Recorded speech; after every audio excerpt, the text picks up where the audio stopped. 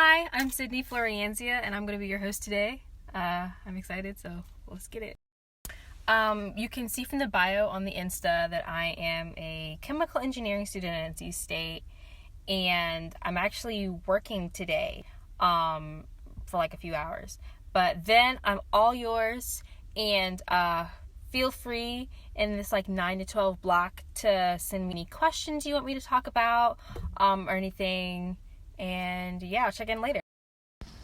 Hey y'all, I'm back and I got a question, and it was, what process did I go through to have to give a TED Talk? So I'll answer that real quick. So typically you would apply through TED. Every now and then they'll be like, hey, TED coming to wherever, calling for applications for speakers, and then you would write a little application and then they'd pick from that pool. For me it was a little bit different in that I actually didn't apply. So it's actually in a Super Bowl commercial about encouraging women and minorities in STEM, and how STEM can be found in a bunch of different things, not just STEM related, but for me specifically, music. And TEDx Teen saw the Super Bowl commercial and they were like, wow, this is such an interesting story. Can you come give us a talk on it? And they flew me out to New York, and I learned a lot from that, because I didn't think my story was unique, because I was like, this is a story of literally every single minority in STEM, the challenges and adversity we face and everything. But that story just doesn't get told. And so it sounds rare. So later on, I'm actually going to take y'all to the lab that I work in. But, when I'm working in the lab, I'm definitely the only African American there. Sometimes in the entire building, I'm the only person of color. And it kind of gets to you sometimes, and it kind of makes you feel like you have to be at the top of your game and everything. But also I know that I'm representing my culture and my people, and I don't know, it's a great thing. But yeah, if I could offer y'all any sort of advice in, how to be successful in your chosen careers, just try to find what you're passionate about early and then do something about it. I found out that I was really passionate about engineering after looking at the National Academy of Engineering's 14 Grand Challenges, and just seeing what captivated my attention. So I encourage y'all to do that, whether it's STEM or business or anything really.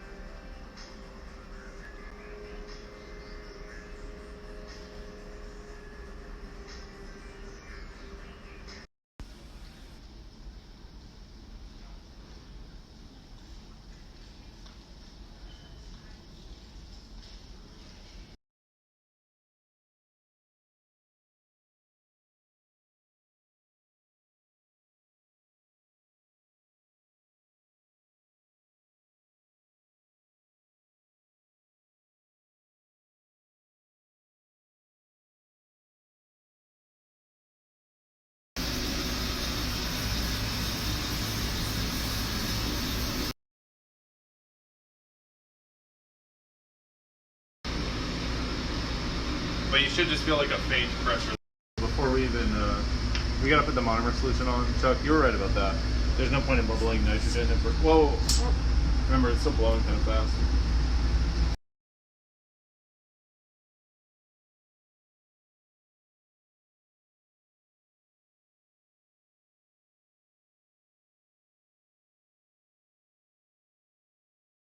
Alright, so I'm here with Alice. Hey. She's a Latina, and together we're the only women of color on the census team, which is our research team, in this building currently. Probably we're polymerizing, so I got these like cool shades on. She's got her safety glasses on.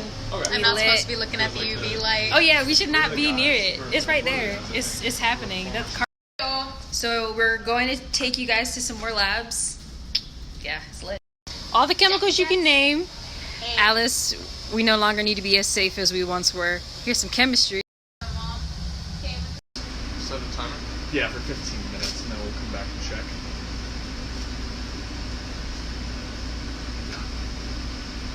Pro tip. Hey guys, so I just left the lab, and I got another question, and it was, what are some of the career applications of chemical engineering? Chemical engineering is one of the broadest disciplines you can go into. There's not a field that it doesn't touch, from medicine to energy. Traditionally, chemical engineering deals with the transport of chemicals or liquids. Think chemical companies, gas companies, water purification companies, even beer.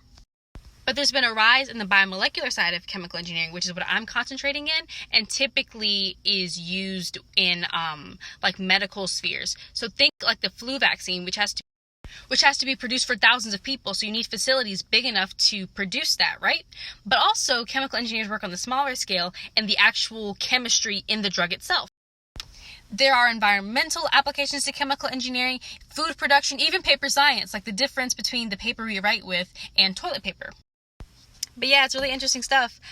So keep the questions going. I love hearing from y'all. And yeah. Hey guys, so it's getting kind of late. So if you have any other questions, DM me and I'll answer through there. But I've loved getting a chance to host this, and hopefully my experiences and some stuff I've shown you kind of has helped you see what STEM is like, and to see a woman of color out here succeeding in chemical engineering. So see y'all.